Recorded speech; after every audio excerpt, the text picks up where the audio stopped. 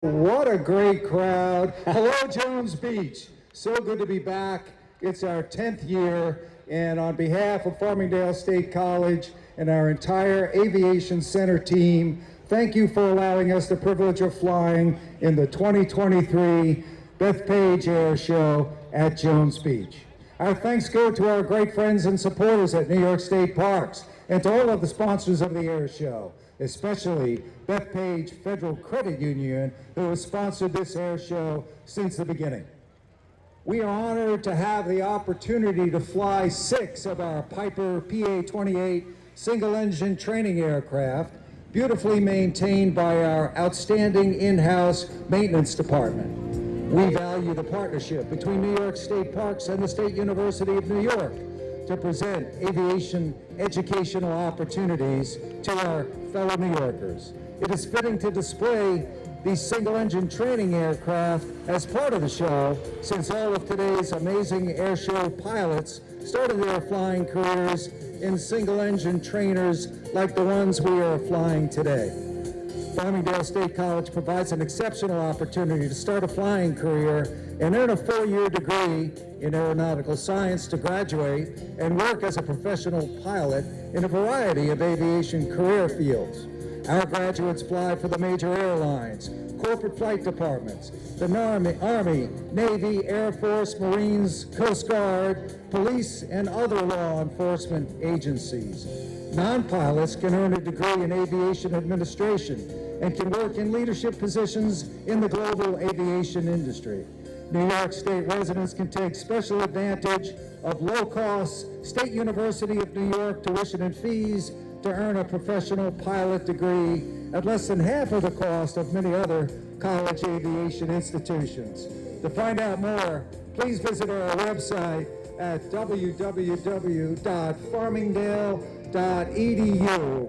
And so allow me to introduce the 2023 Farmingdale State College Flying Rams.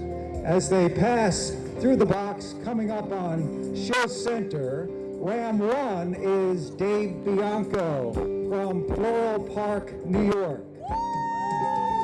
Ram 2 is Matt Macchia from Brooklyn, New York. Ram 3 is Alexa Wall from Deer Park, New York.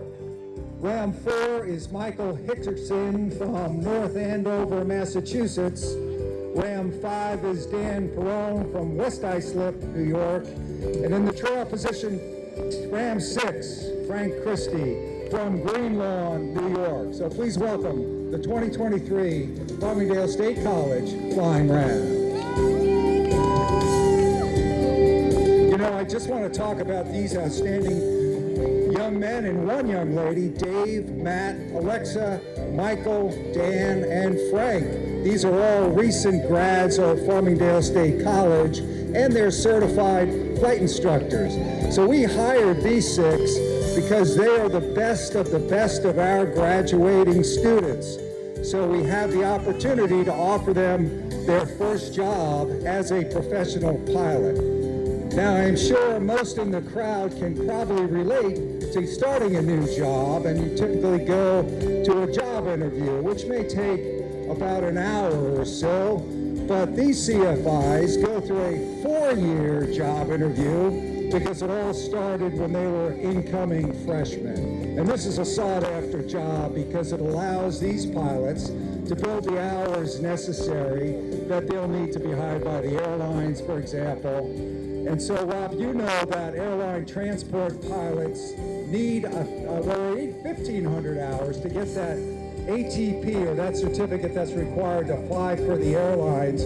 But because our collegiate program has special standing with the FAA, these pilots can get what's called a restricted ATP, RATP, and earn that at 1,000 hours. So it's a big advantage for those that graduate from a specified college aviation program. And with your leadership and your many, many years of working with military aviation and the standards, the high standards that must be met for any military pilot, bringing some of that into the civilian world is a really good thing for discipline, for procedures, and for understanding of not only the systems, but the basic stick and rudder skills that are required of every pilot. Yeah, I appreciate that, but I have to say that our chief flight instructor, Mike Traska, our maintenance department, our aviation safety officer, Darren Labby, have established a program which is all about safety, fundamentally found on safety,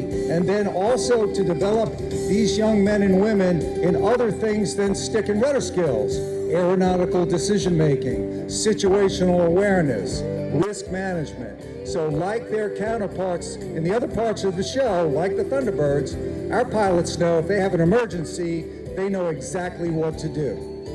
That sort of training and repetition to develop those skills so they become automatic, and it helps avoid any sort of panic should something go wrong. And panic is probably the biggest enemy of any situation that's out of the ordinary. That's exactly right. And we build a muscle memory for them. In other words, they have memorized the exact procedures they'll need in an immediate emergency. So a serious one would be an engine failure or an engine fire, but they know immediately what to do. And actually they practice in the cockpit, on the ground, and they move their hands and they think about, what am I going to do with these throttles? What am I going to do with these fuel switches? So they can do it immediately and safely. And then they have the confidence to know if that engine fails, they got a pretty good shot at landing it safely.